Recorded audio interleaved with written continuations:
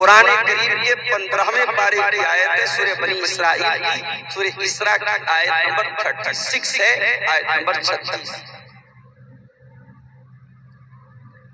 وَلَا تَقْفُ مَا لَيْسَ لَكَ بِهِ عِلْمٌ إِنَّ السَّمْعَ وَالْبَصَرَ وَالْفُؤَادَ كُلُّ أُولَئِكَ كَانَ عَنْهُ مسؤولا۔ اور اے میرے بندے، تو ایسی چیزوں کے پیچھے نہ پڑا کر جس چیز کی تجھ کو نالج نہ ہو، جس چیز کے بارے میں تجھ کو معلومات نہ ہو، جس چیز کا تجھے گیان نہ ہو، جس چیز کے بارے میں تجھ کو پتہ نہ ہو، اس چیز کے پیچھے تو نہ پڑا کر۔ بہت سے لوگ ہوتے ہیں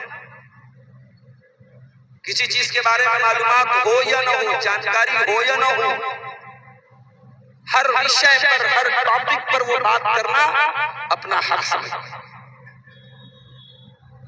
جیسے مثال کے طور پر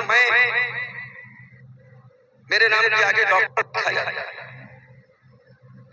اب کوئی میں میڈیکل والا ڈاکٹر نہیں ہوں، میں نے پی ایچ ڈی کی ڈگری حاصل کی ہے بنارس سے، بنارس ہندو یونیورسٹی سے، تو میں پی ایچ ڈی والا ڈاکٹر ہوں۔ ایک مرتبہ بہار میں میرا پروگرام تھا، بہار سے مراد دربھنگا سائیڈ ہے، بہار تو یہ بھی ہے۔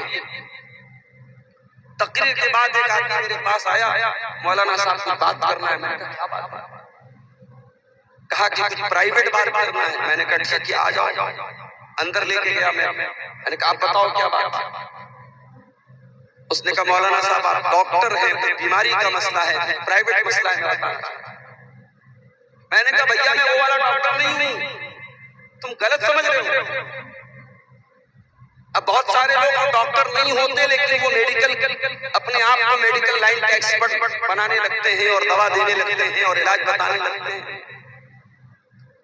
قرآن کہہ رہا ہے وَلَا تَقْفُ مَا لَيْسَ لَكَ بِهِ عِلْمٌ، جس چیز کی تم کو نالج نہ ہو اس چیز کے پیچھے مت پڑو۔ یہ تو دنیا کا مسئلہ ہو گیا۔ اگر مسئلہ دین کا ہے، مسئلہ آخرت کا ہے، مسئلہ شریعت کا ہے، تب تو اپنی زبان کو اور بند رکھو۔ علماء موجود ہیں اور آپ بغیر نالج کے فتویٰ دے رہے ہیں حلال ہے حرام ہے۔ کوئی مسئلہ سامنے آیا اور آپ لوگوں کو مسئلے کا حل بتا رہے ہیں، کیا علماء مر گئے ہیں؟ کیا علماء ختم ہو گئے ہیں؟ کیا فتویٰ دینے بیٹھ گئے ہیں؟ جاہل کچھ آتا جاتا نہیں ہے، وہ بھی مسئلہ بیان کر رہا ہے، حلال ہے حرام ہے، جائز ہے ناجائز ہے۔ یہ اسٹیج کے پیچھے کچھ بات کر رہا ہے، اس کو منع کرو، یہاں بات مت کرو۔ وَلَا تَقْفُ مَا لَيْسَ لَكَ بِهِ عِلْمٌ، جس چیز کی تم کو نالج نہیں ہے اس چیز کے چکر میں نہ پڑو۔ کیوں؟ کیونکہ اگر تم ایسی چیز کے چکر میں پڑو گے تو غلط باتوں کو سننا بھی پڑے گا، غلط چیزوں کو دیکھنا بھی پڑے گا اور غلط چیزوں کو دل اور دماغ میں لانا پڑے گا۔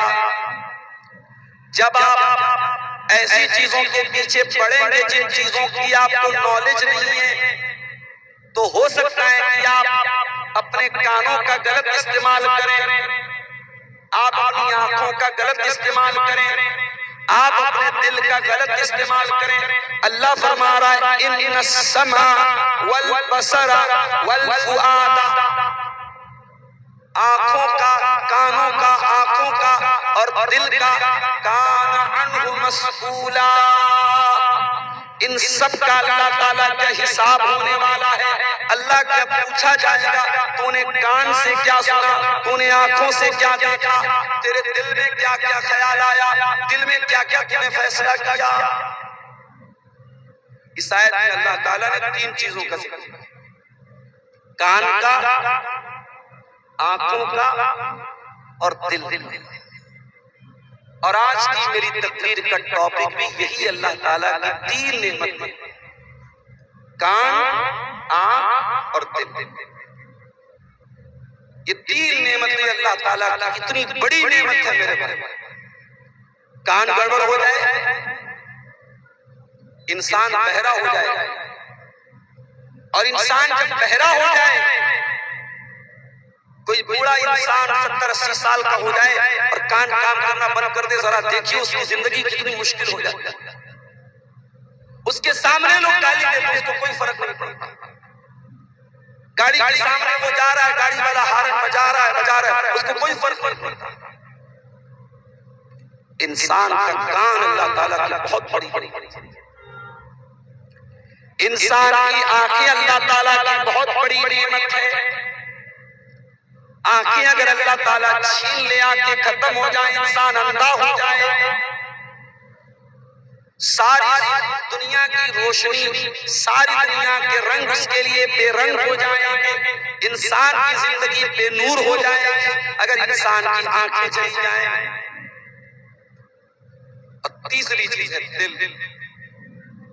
انسان کی باڈی میں سب سے امپورٹنٹ چیز اگر کوئی ہے تو میرے بھائیو وہ دل۔ فسد الجسد کلہ، انسان کے شریر میں، انسان کے بدن میں ایک انگ ایسا ہے، اگر وہ انگ صحیح ہے تو سارا بدن صحیح ہے، وہ انگ خراب ہے، وہ حصہ خراب ہے، سارا شریر خراب ہے، سارا انسان خراب ہے۔ الا وہی القلب، وہ چہرہ نہیں ہے، وہ انسان کے بال نہیں ہے، وہ انسان کی چمڑی نہیں ہے، وہ انسان کا دل ہے۔ اگر دل خراب ہے تو انسان پورا کا پورا خراب ہے۔ تو یہ تین نعمتیں یہ انسان کے اندر بہت ہی عظیم نعمتیں ہیں، اور انہی تین نعمتوں کے بارے میں آج مجھے کچھ باتیں آپ کے سامنے رکھیں۔ دوسری آیت جو آپ کے سامنے پڑھی تھی وہ قرآن کی 29ویں پارے کی آیت تھی، سورہ ملک۔ قل هو الذي أنشأكم وجعل لكم السمع والأبصار والأفئدة قليلا ما تشكرون۔ اے نبی آپ کہہ دیجئے اللہ نے تم کو پیدا کیا، تم کچھ نہیں تھے، تمہیں اللہ تعالیٰ نے وجود بخشا، تمہاری سرشتی کی، تمہارا کریشن کیا، تمہیں دنیا میں اللہ تعالیٰ نے پیدا کیا۔ وَجَعَلَ لَكُمُ السَّمْعَ، اور اللہ نے تمہارا کان بنایا، وَالْأَبْصَارَ، آنکھیں بنائی، وَالْأَفْئِدَةَ، اور دل بنایا، قَلِيلًا مَا تَشْكُرُونَ، لیکن تم اللہ کا بہت کم شکریہ ادا کرتے ہو۔ تم کان کا بھی غلط استعمال کرتے ہو، آنکھوں کا بھی غلط استعمال کرتے ہو، اور دل کا بھی غلط استعمال کرتے ہو۔ تو یہ تین نعمتیں، کان، آنکھ اور دل، اس پر آج ہم بات کریں۔ آئیے سب سے پہلے کان کی طرف آتے ہیں۔ کان سے ہم کیا کرتے ہیں؟ سنتے ہیں۔ سوال پیدا ہوتا ہے کان سے کیا سننا چاہیے اور کیا نہیں سننا چاہیے۔ کان سے ہمیں اور آپ کو کیا سننا چاہیے؟ اس میں سب سے نمبر 1، سب سے پہلی چیز جو کان سے ہم کو سننا چاہیے، جو اللہ کو پسند ہے، جو رسول کو پسند ہے، جو فرشتوں کو پسند ہے، وہ کیا ہے؟ وہ قرآن۔ قرآن کا سننا اللہ تعالیٰ کو بہت پسند ہے۔